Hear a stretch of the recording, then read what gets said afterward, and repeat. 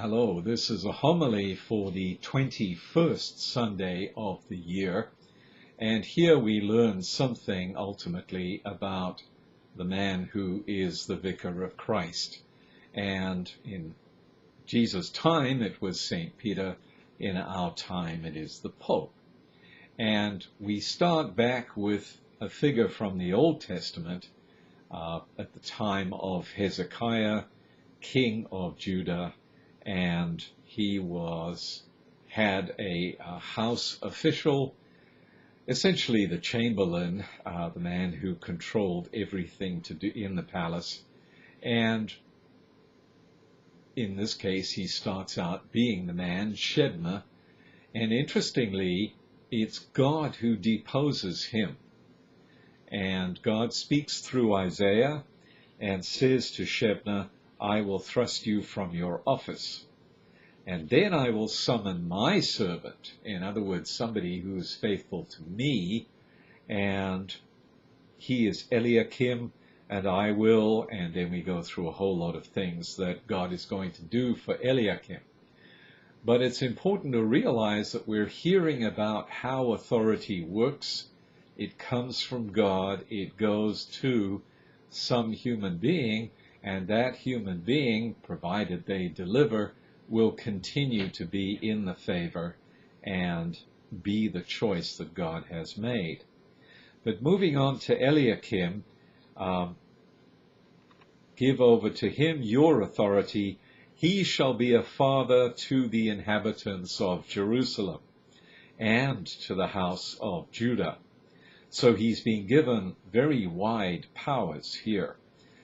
And here we have the image of the keys, which is going to be repeated in the gospel.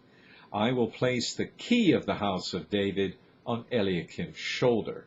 This was the sign of his office. This was the indicator that here was the man who had the key to everything. And when he opens, no one shall shut. When he shuts, no one shall open. We'll pick up that image again in the gospel as well. And then I will fix him like a peg in a sure spot. Beautiful image of the Pope. Beautiful image already of Eliakim, that, as you know, if a peg is hammered into the ground, it doesn't move. And everything else is done around it, tied to it. The peg becomes this anchor, the center of attention of a lot of different things that happen. And so that image is going to be picked up as well, not the image of the peg, but the idea that here is the sure spot. And then we move on into the psalm to celebrate this appointment of Eliakim, celebrate the image of authority that God has established. And in Psalm 138, we hear from the psalmist, first of all, a celebration of God's authority, because we've just seen God deposing Shebna and appointing Eliakim. Even though Hezekiah is the king, it's God who is doing the instructions here to change personnel. And so you have the psalmist now responding to that and saying, Lord, your love is eternal. In other words, God is acting out of love. So don't get the wrong idea that God is vindictive or anything like that. And then do not forsake the work of your hands. Judah and Jerusalem are particularly the work of God's hands. And that will, of course, then reappear in the gospel shortly. I will give thanks to you, O Lord, with all my heart. Here now is the faithful man, I'm assuming, the psalmist, showing how he gives thanks to God with all his heart, which is the proper way to give thanks to God, with all our heart, undistracted, unreservedly. And you have heard the word of my mouth. God truly is faithful to this relationship, so much so that he hears the psalmist, and the psalmist is convinced of that. In the presence of the angels I will sing your praise. The psalmist is joining the heavenly liturgy where the choirs of angels eternally sing the praise of the Lord. I will worship at your holy temple. And of course, there you have again a reference to Jerusalem, because in fact that city is where the temple is. There's much more here, but let's move on to the letter to the Romans. So we're jumping forward to the New Testament, and we're celebrating essentially Paul's explanation of the mysterious nature of God, just to keep people in their place, that they don't think that they know more than God, or God should have done this differently. We literally rely on the mysterious virtue of God himself. He is the depth of the riches and the wisdom and the knowledge. That's how marvelous God is. And so his judgments are inscrutable. We can't second guess because we don't know the situation the way God knows the situation.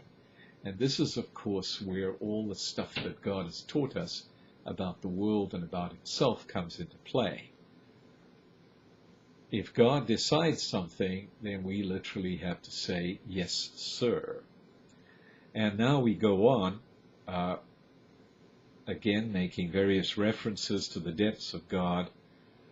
For from him and through him and for him, important phrase there, everything is for God. God is even rearranging the management of Hezekiah's palace for him, so that his people are acting in a faithful way to him and will continue to worship him, regardless of the issues with the Assyrians that Shebna was getting his hands into.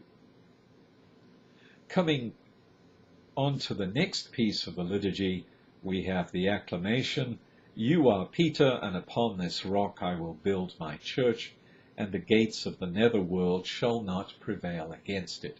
Obviously 2 lines from the Gospel, and pointing us in the direction of the reading of the Gospel, which is that it is about Peter.